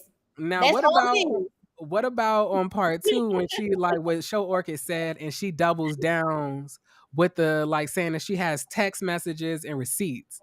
then we're gonna have to see. Now if she say she got the text message and receipt, then she gonna have to prove them. Now if she don't prove them, then she shouldn't have never said all that, because that's going way too far. If you with the rumors, I can understand, but let me tell you, if Winter don't pull out the receipts, it's gonna be bad for her. It's gonna be so Winter, like bad for her. she's not gonna pull out the receipts, and that was a miscalculation on her part. The smart thing to do in this situation would have been to have said, I've heard rumors, but I don't know what's true, so I don't know what they may or may not know. I don't know that. I can't answer that question. That's what I would have said. But when she But said you wanna yes, know? and then they pressed her about it, and then she was like, well, I can't say no. That made it even worse, and then she got ate up. But this is And then why she looked like a liar. Look, let me tell you something. If she don't pull out the daggone receipts, I'm gonna be mad at Winter, because girl, I'm rooting for you. Okay, I'm rooting She for you, not Winter. gonna pull I'm out no rooting for you, receipts. Winter. She I'm not. rooting for you, Winter. I'm gonna stick beside her, Jeremy. I'm gonna stick beside her, Look, and I'm I only like what doing the that. And it's not that I totally agree with everything that she's going through or what she has done. It's just the simple fact that, like, it's reality TV gold. Okay, like, regardless of what you want to call it, if it wasn't for her, there would be nothing to talk about. Point blank, I period. So understand. I'm Like, here for the conversation of it all. I'm here for the debate of it all. I'm here for the back and forth of it all. Because without it, honestly, what we talking about? look, I can 100% understand where you're coming from, and I agree that Winter was at the center of a lot of To not let it go. contention in the group. I agree with that, but like I have to be as objective as possible, and I'm gonna call out the things that I see that was wrong because I had to talk myself out of just like standing for Winter throughout this whole thing as well because of my disdain for Monique. My disdain for Monique almost made me stand Winter this episode and No, last episode. Monique is just wrong all the way around the board. Now I will say that between Ashley has some right moments, some wrong moments. I feel as though Winter has some right moments, some wrong moments. Arena is more neutral, and I just want to say she looked absolutely beautiful in that yellow gown, baby. She did that, okay. But Monique, no, no. I don't know. In my opinion, I feel like the person who was literally doing like really, I feel like didn't make that many mistakes this season was Ashley. I feel like the only mistake that Ashley had made was on the finale and basically well I think yeah, just on the finale. I think that was the only thing in my opinion that I feel like she did that was wrong. I mean, like you could say that maybe she was being a little bit too harsh at the dinner, but she apologized wholeheartedly and really wanted to try to start over with I Winter agree and with get off that. on a better foot. She Yeah, really I gave agree with Winter that. a chance. No, I totally agree with that. I really do. I do believe that she gave her a chance. They even made up at the end, this, that, and other. And Winter went and did some Winter stuff. Okay, whatever's going to bring the ratings, I'm here for it. But that is what it is. Like That's literally how this thing is supposed to, it's set up to go this way. So I'm not mad at none of everything that's happening. I'm more so just annoyed with daggone Monique, because Monique is literally sitting here like she ain't do nothing, and she stirred the pot. Okay, she definitely stirred the pot, and she just sitting there looking at everybody like y'all crazy, and it's like, no, girl, it's you. It's definitely you. Okay, she. I just don't understand. It's the backstabbing for me, because like there's no way I could be friends with someone who for 15 to 16 years invite them on a TV show and then just throw them under the bus like that and claim like I never had a relationship with them. I never had dinner with them. Like it just doesn't add up. It doesn't make sense. And I just don't get it, because at the end of the day, we're all flawed, right? And even though this is a reality TV show, everyone's going to have their wrong moments, their right moments. We all do, effed up stuff sometimes, say some things we probably shouldn't say. But I really genuinely believe that Monique literally strategically planned this thing out from beginning to end, because she wanted this show to pop. And when she realized that that winter was going to be winter, okay, winter was going to be winter, because she knows winter, and the girls was going to respond to her the way that they did, she was going to go in there and stir it up a little bit, because there's a lot of things that she really did not have to go back and tell them girls. Of Okay, course. it's a lot of things that happened that she did not have to sit there. Like, you literally kept making things out of nothing. Even after they had cleared things up, you're still going to have a conversations with this one and that one, still bringing the bone. She's the bone carrier. Okay, she's the new Sheree. Okay, she by Sheree, that's her. So I'm just like so through with Monique. I really feel like she could be good TV, but she's so whack at being good TV. Like, Winter is good TV, right? Ashley has a good nasty side to her. She's like nice nasty, and I love that about her, because it's like you want to like her but you don't want to like her but you like her. And that's I feel cool. like it's actually the opposite. I feel like Ashley is really good TV. I feel like Ashley checks all the boxes and what we want. Yeah, Ashley is a critical thinker. Ashley got punchlines. Ashley is funny. She got absolutely. comedic timing. She can check girls. I feel like Winter is nice nasty. Cause to me, I think of nice nasty the same way. To me, if I can Yeah. compare anybody, I would say nice nasty is Melody from Love and Marriage Huntsville. You can see through you. The only reason why I wouldn't say Winter is nice nasty is because you can see through her.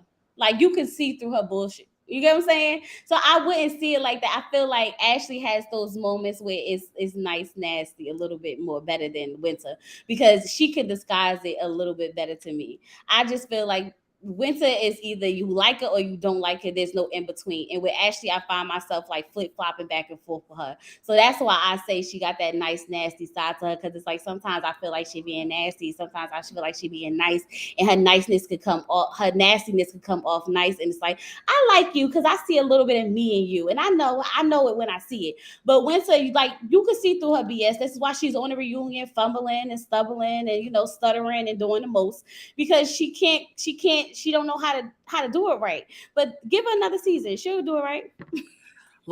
She's a good confessional chick. But I'm saying that Yeah. like Ashley eats up the confessional. She eats up in scene, and she ate this reunion. She bone apple teated the whole season to me. Ashley checked the box from outfits, personality, I love hair, I like makeup, like I do. confessionals. Like when she said everything dies in winter. I was like I was like that is fucked up.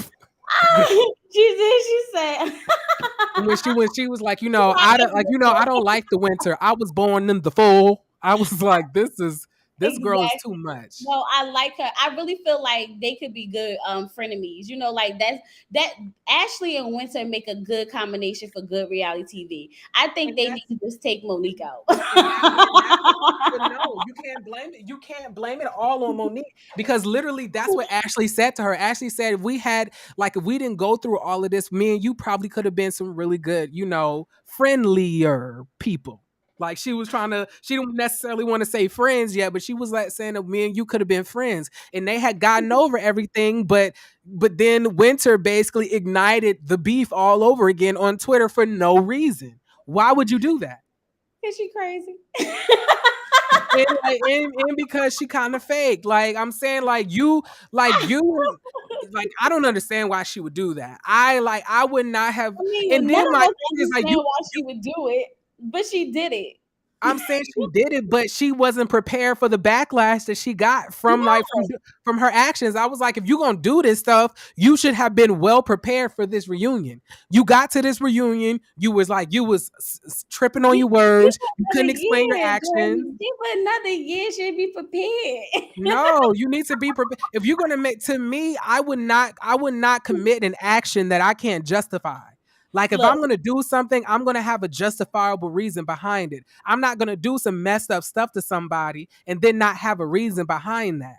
Like she was doing messed up stuff and then she got checked and she didn't have anything to say, and that was an issue for me. I was saying, well, you like, and that was another thing I had an issue with on the show. Like y'all talked everything out. Y'all like this, like Ashley apologized, and I was really shocked that she did that because I did not think that Ashley was going to apologize to that lady. I don't That think it was. really, that's really what made me start I don't. liking I don't. Ashley I because don't. I didn't believe Ashley's apologies, but that was my opinion. I believed it. But Yeah, like, I didn't. but then, That's probably why I felt the way I felt about it. but I'm saying, regardless, she apologized. She said, "I Yeah, that don't matter apologize. if I'm you do it. sorry." And Just because you and what I love the most, Ashley almost said the word if, but then she was like, not if, because I did offend you. exactly because she know what she doing. That's what I'm saying. That's that nice nasty ish. No, Okay, but she took she know back what the she's doing, Bernie. she took back the if and corrected it. She took I it back mean, because like she know Chloe, better. No, she Chloe, took it back I because don't she know. know better. She took it back because she know better. Look, when you know better, you Exactly. do better. That's the difference between Ashley. That's what I'm trying to get you to understand. She knows what to do, what to say, and how to do it. Winter hasn't mastered that yet. So that's why it comes off as more genuine and more real when it's Ashley. Ashley is nice, nasty. That's what I'm trying to explain to you. She I know don't I think she's not we nice. know that you don't apologize with an if, right? So if I want to come up here and make an apology and seem sincere, I know I'm not going to add no if, ands, or But the, buts. I'm just going to say, I apologize. I take full accountability. Whether I really mean it or not, I know that's what I'm supposed to say. I think her apology was very genuine. I think that she stopped herself from saying the word if because I felt like immediately that's what she wanted to say, but then she was like, you know what, that's not right. Let me actually, say this the correct way. I did offend you and I know that you're going through a lot and I apologize that the words that I said hurt you and I like that wasn't right. I thought that was a very genuine apology. Now she had said, "I apologize if you feel some type of way." That would then I would have agreed with you. But I'm saying she really gave that woman a really heartfelt apology. And then right after that conversation, Winter went to go dragging these people for no reason Now, again. Winter was wrong for that. I'm not going to hold you. She was And wrong then for she that. did it, and then she did it again on Yep. Twitter after they talked everything out on the finale. She was definitely wrong for that. I'm not saying she was right for that. Winter was definitely wrong for that. She was definitely wrong for that. I'm not saying that. But that's what I'm saying. Like, I really feel like I I see females like I know women like and I can literally see a friend of mine in every last one of them. So I can just read the room. And for me, they all come with something. They all definitely do come with something. I better not ever find out I have a Monique in my camp. If I find out Look, I got a Monique in my camp, I'm you busting you in gotta, the jaw. but that's the thing. That's the thing. You won't even realize it until you up out of it. And that's the one thing that I learned as a woman now. Because when you young, you always, running cliques. You have so many different friends. You want to be friends, and then you start hearing your friends talk about other friends. Let me tell you how effed up it is, Jeremy. I had a group of friends, right? And in our group of friends, if we talked about it was so bad to the point where we would say, I could talk about my friend to you because we all friends. That's how effed up females think. Like, it's okay if we talk about our friends to each other because those are friends. Whether we talking about this one look ugly, this one hair stiff, this one the breath stink or whatever, it's only cool because we talking about that person amongst our friends. It's still effed up because we're talking about them behind their back. You get what I'm saying? But like this is the logic sometimes that women or younger girls go through transitions until you become women. This is why a lot of women don't have a lot of female friends, which is why women make great for reality TV because the cattiness in some of us, the immaturity in some of us, the some of that stuff just never goes away. So this is why I can see all of this happening in front of my face. And I'm like, ain't none of y'all slick, ain't none of y'all low. I see through every last one of y'all. They out here. Trust me. Trust me. I mean, I can understand that, but like, I don't know. Maybe Ashley just has a hold on me, but I don't see it. I feel that Ashley is very honest up front. I think that she's genuine. I don't think that she's nice nasty. I think that Ashley is the person you either love or hate her. But I feel that Winter is the one that you got to flip flop on, because I flip flopped on Winter throughout this season. I didn't know if I liked Winter, if I hated Winter, if I thought Winter was funny, if I thought she was trifling. Like, I didn't know what to feel about. I still don't know what to feel about Winter. Like I said, I liked her off of the season finale, but now that it's reunion, I'm looking at her crazy again, because not only does she not remember all of the stuff that she said, but she can't even justify her actions behind the stuff that she did. I was like, you don't even know why you're doing the stuff that you're doing. But I would say this. I'm gonna tell you why I like Ashley, and it has nothing to do with Ashley personally. I mean, not Ashley, Winter. It has nothing to do with Ashley, Winter personally. It has so much to do with the fact that I'm a consumer of a reality TV show for entertainment, and because of that, that is why I like Winter. So it has nothing to do with more so of her personality, more so of like a lot of things. I do like her transparency with a lot of her personal issues and a lot of things that she has been through, because I see some of that stuff like in me. So I can understand that. But I like Winter from a reality TV stance where it's like, I'm gonna watch it because I know Winter gonna be up to some bullshit, right? But that's the difference when it comes to like Monique. It's like, nah, I just can't deal with it. Like I'm not even about to, bother myself with this ish. So that's why I like Winter. It doesn't have anything to do with her personally. Like, whether she's right or whether she's wrong, I just feel like she makes good TV and I watch her. It's kind of like Ray J. You ever just watch something with Ray J, like, I hate Ray J, but I like to watch Ray J? Like, it gives me that vibe. Like, I don't like you don't like Ray J the way he moved, but when Ray J's on TV, you just gotta watch him. That's what I mean by it. If that makes sense. It does. I understand that. So I don't want to make it seem like, yeah, I'm a Winter stan, but I like to watch Winter. So when I say like I like her in the sense of like, I'm going to sit back and relax, kick up my feet, and see what kind of show she about to give me today. I mean, yeah, I can understand what you're saying, but I go based on who I would vibe with in real life, and I can't hold you that I would vibe with Ashley the most. Like, me and Ashley, I could imagine myself sitting down and having a conversation with her. I can imagine us having like, I feel like me and Ashley actually have very similar personality characteristics. I learned my lesson with Portia. I don't never feel like that no more, because I thought that was my homie, my best in my head, and then she just started disappointing me. So I learned my lesson when it comes to these TV people, that I just cannot, Look, like, that was my bestie, okay, and she just my people have not let me down at all. I have not, I have not. Now, when I say when I get to the end of the season and I make my final decisions, I don't never really have to go back on it. Like, I never really liked Monique. I never saw it for her. I could never imagine myself being around somebody like Monique. But I love Candace, you know, and I haven't took that back. I always liked Kenya, and I always loved Candy, because I feel like those are two people I could really feel like I can hang out with, and I still have not been, wrong yet. Also, Cynthia Bailey as well.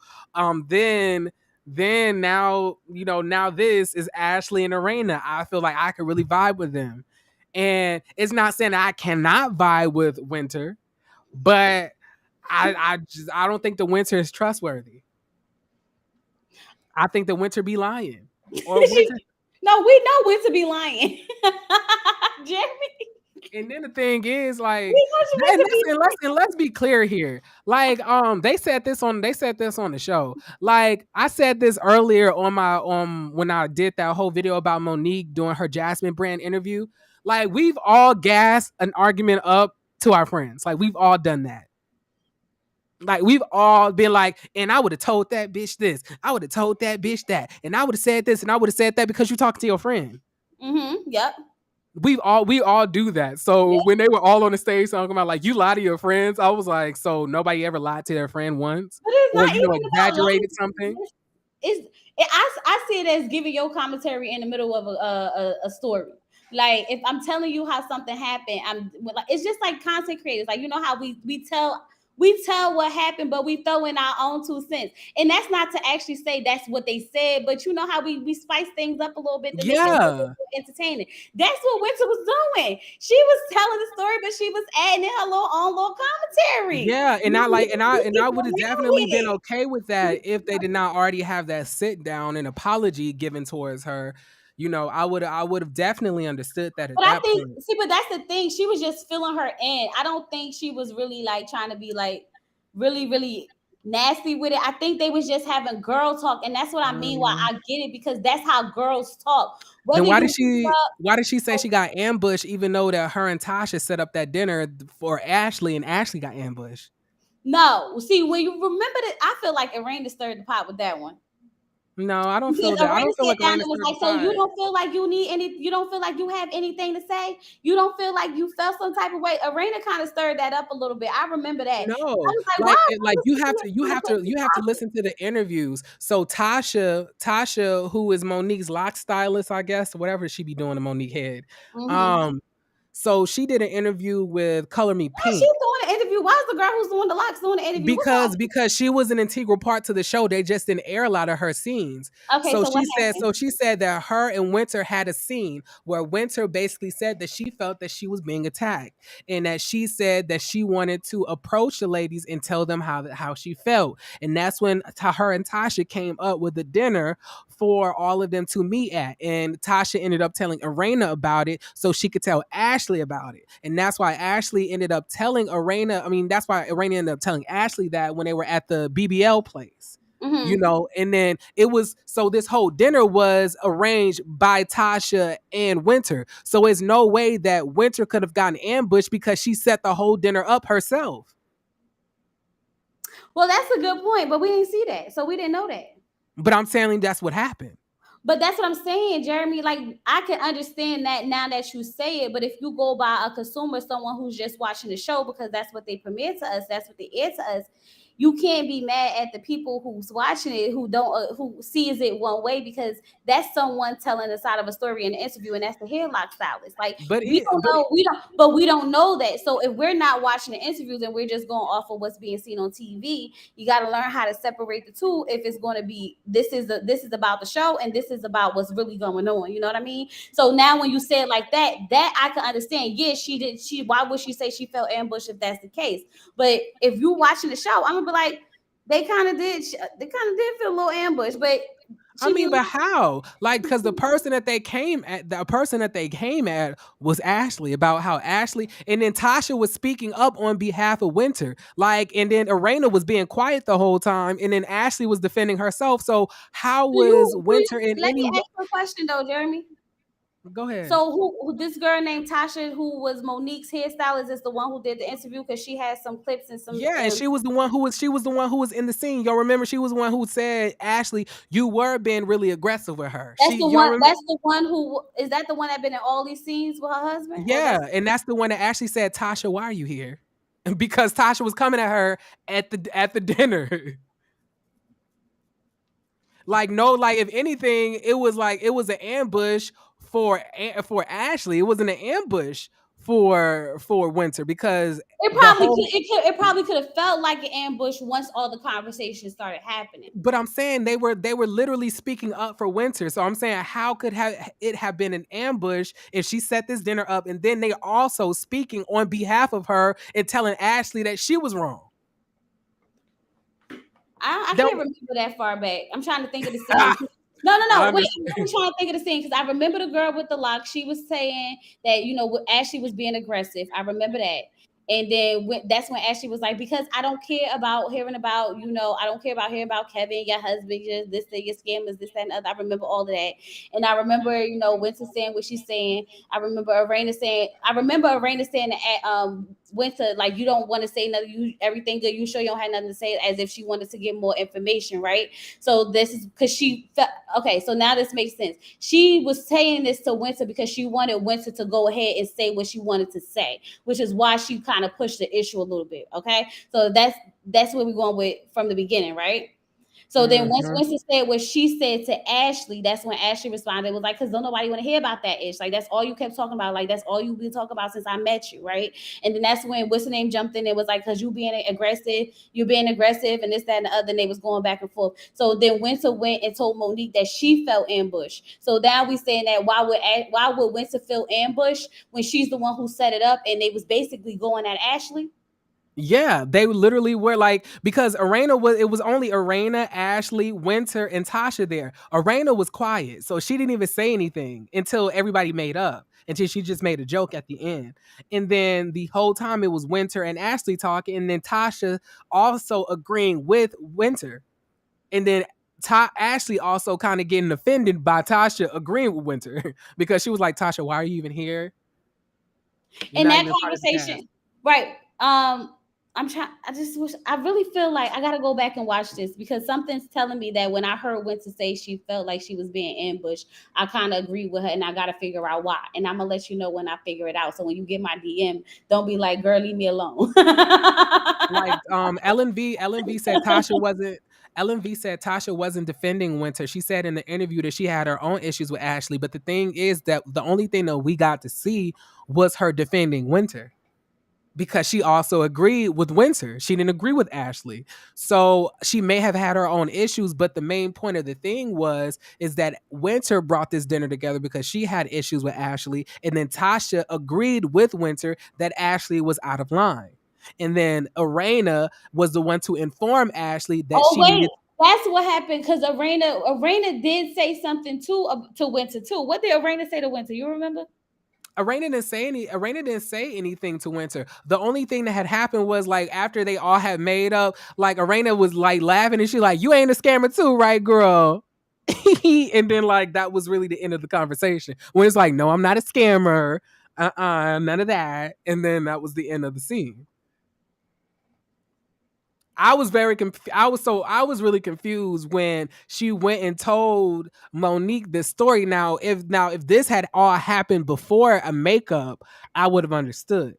But after after you got this apology, y'all all talked it out. It just to me it just seemed very odd that you had all of these negative things to say. I didn't find that at all odd at all, because I know women.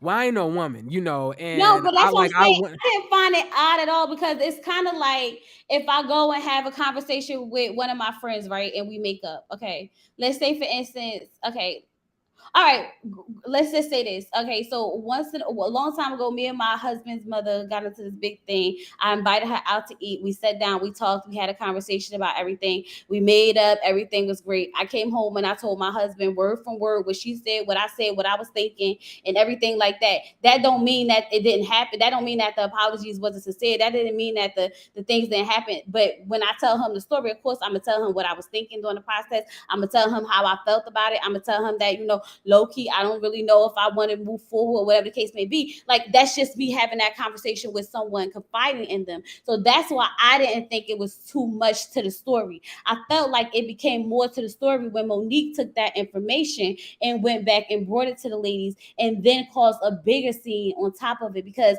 you got to remember, they've been friends for 15 to 16 years. This isn't like just somebody that you just sitting down the first time and you gossiping. This is someone that you talk to about whatever things you're going through in real life, and whatever issues or whatever you're going through. So I can understand why you would have that conversation. It's like if I have a fallout with my friends or whatever, make up, I call my sister, I tell my sister what happened, I'm going through it. I'm not expecting her to go call her and be like, well, Chloe said that this, that, and another, and then she said this, that. Like, that's not what I'm expecting. You get what I'm saying? So I didn't find anything strange about that, because that's how conversations usually go. Like, usually once you have a conversation with someone, whether you make up or resolve the issue, you usually go back and tell someone else that you confide in about what happened, and you may still add in your little slick comments, you may still have your little shade, you may still do all that, because that's just how conversation works. So I'm not surprised at that. That's why I was like, I don't see what the big deal was. The big deal was the fact that Monique took it out took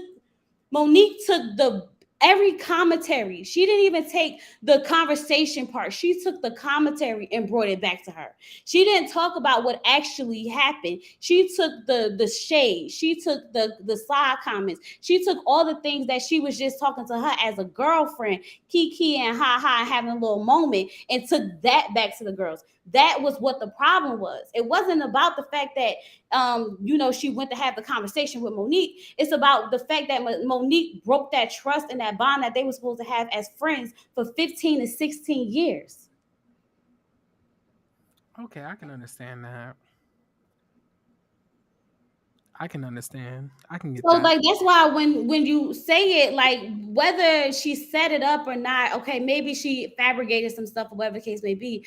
But the conversation, the gist of the conversation was basically what they did talk about. It was just the little side comments and the side commentary that she had that Monique decided that she wanted to go and take back to her. That's what caused the conflict. Because if I'm telling you all of this, and I'm telling you we had a conversation, I'm just filling you in. I'm not really trying to Yeah, bring up like more. I mean, like I said, I 100% agree that she was just confiding and just talking to her friend. Like I said, we've all done that before. But like I'm just a little bit different. I don't know how women work like that. I don't have many women friends, and if a nigga try me like that, they'll get backhanded in the mouth.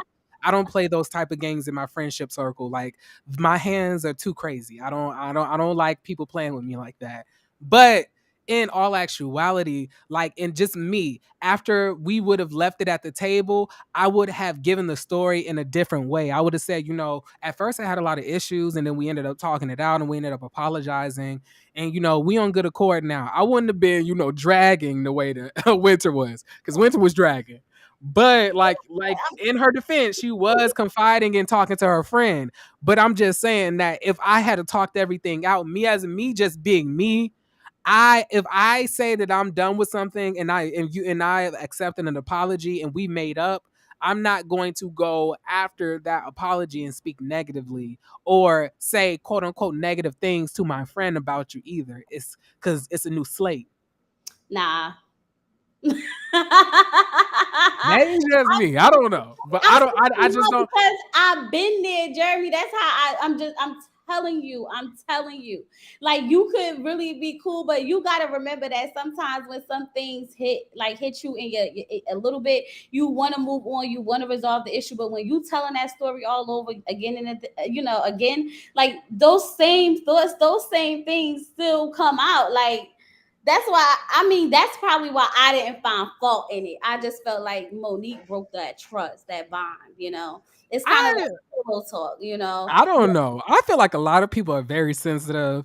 I don't understand I really don't see what went Ashley said at that dinner that was so bad. Like she asked a question about, so you're telling me that But my that's the standard of thing. Winter success. didn't really.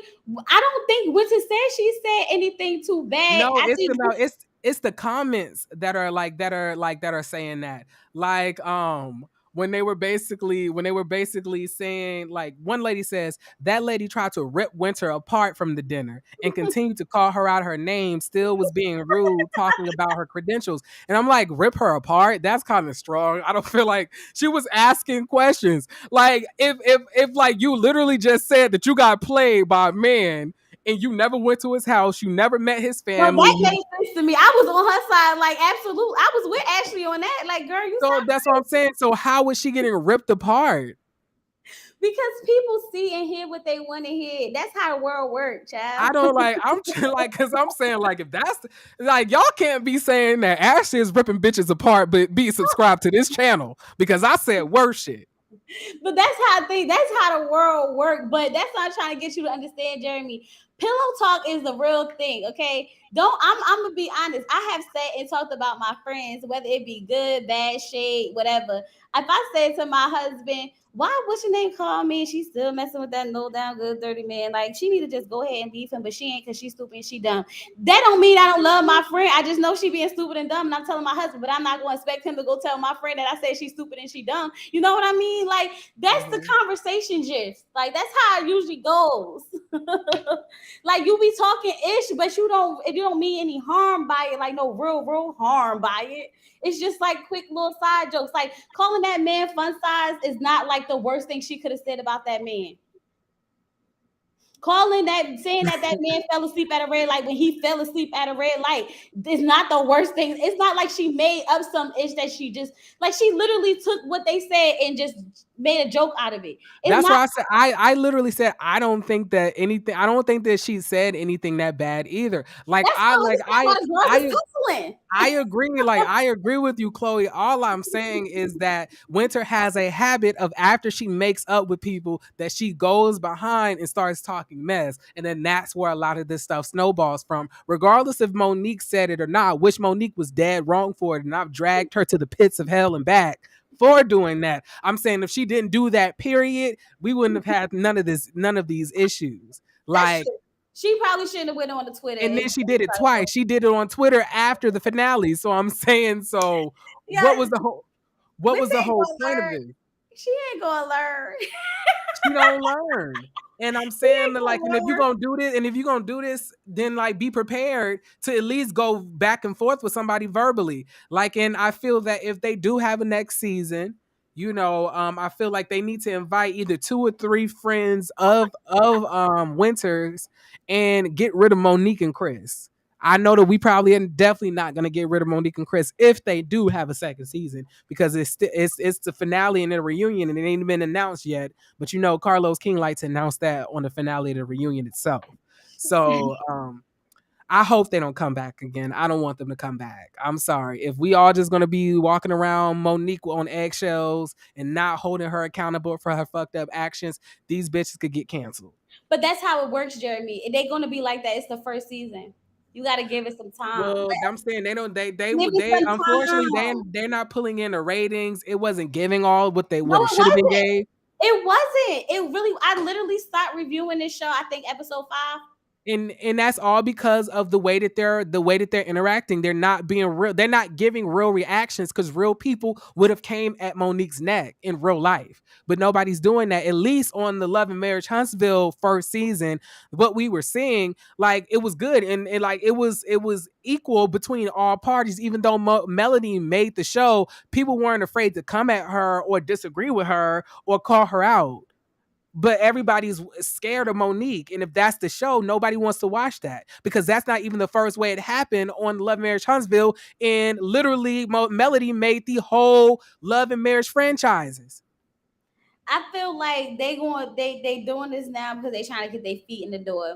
I think Well, what they gonna fuck around? What they gonna fuck around and not get a second season because they didn't do what they needed to do because everybody wanted to tiptoe around Monique's fucked up shit, and now look at y'all canceled. I think Carlos a push for them one more season just to try. And these Child, bitches better hope these bitches better hope Winter come back because if Winter don't, what's gonna happen then? Monique better hope Winter come back because if Winter doesn't, you best believe these hoes will be coming at your neck. And Monique is not ready for that. Monique is gonna run off this motherfucking show like she ran off the last one. They trying to destroy my marriage. They trying to bitch. You trying to destroy your marriage? Shut up. Monique, Like she's gonna run right off the you fucking know what? show. But I thought I was going to like her. I really thought I was going to see a new. I thought I was going to like Monique this season. Like I wanted to give her that, that chance, and it just did not work out for me at all. Because I gave her a clean reality TV sleep. I did. I tried to give her I tried to give her a new clean slate. I really did, but I already knew that she was going to I knew that she was going to disappoint everybody and she was going to show how much of a worthless piece of shit that she was because I peeped that she was that worthless piece of shit from Real Housewives of Potomac. Oh Period.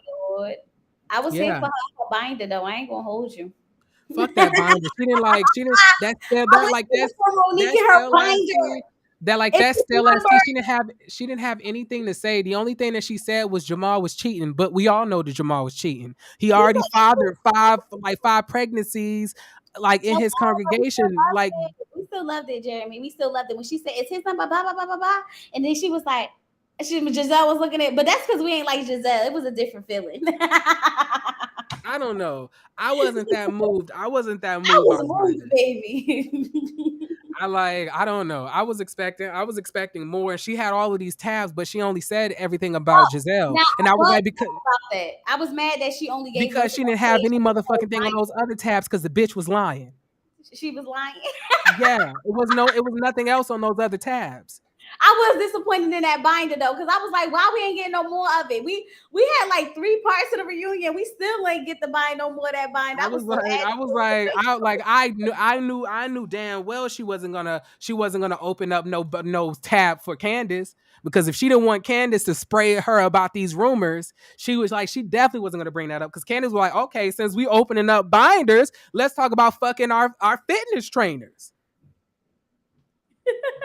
I like it because Candace was the only one that did not bring it up on that season, although she got beat up over that. That made no sense to me. But I'm not gonna get back into that because You I'm not can't gonna rush drag up. Monique again. Calm down. We'll sigh. Breathe I don't in. I don't like I Breathe don't in. fucking like Monique. I don't Deep like breath the in. bitch. Deep breath in. I don't hear it. Deep breath out. One more time. In. Out. Do This you was feel like better? yes, this reunion was a lot for me. This review was a lot for me. I'm gonna have to give timestamps so people know what is what. I'm gonna have to tell them when the open chat started because I did See, not plan on. just do the review and then open chat and just leave it at that. I just should have did it that way, shouldn't have. But I mean, like, no, you can just put the timestamps in. People will watch it. They'll just cut to what parts child, they. when they see 2 hours, they be like, bitch, I log out. No, They don't. that's why you put the timestamp in. Say review is from this time to 1 hour because I think it was about an hour, right? And then from that hour to whatever time, then that was just the open chat. Yeah, it was about an hour and 10. It was an hour and 10 minutes, and then Yeah. after that, we was on here for about 49. But like Chloe, I'm about to hop up off here. I appreciate your commentary, sis. I can't wait to hear your review. I'm not reviewing this crap. I did a live watch on my channel.